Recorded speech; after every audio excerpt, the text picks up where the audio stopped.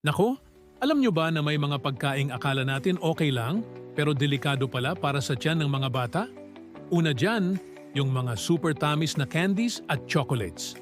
Sobrang asukal, pwedeng magdulot ng sakit sa tiyan at pagtatae sa kanila. Tayong mga matatanda, kaya pa ng powers natin, pero sila, hindi pa.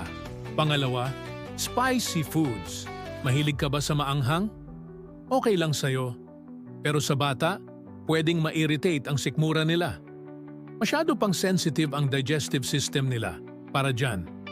Pangatlo, yung mga processed meats tulad ng hotdog at bacon. Oo, masarap, pero puno ito ng preservatives at sobrang alat na hindi pa kaya i-handle ng maliit nilang katawan.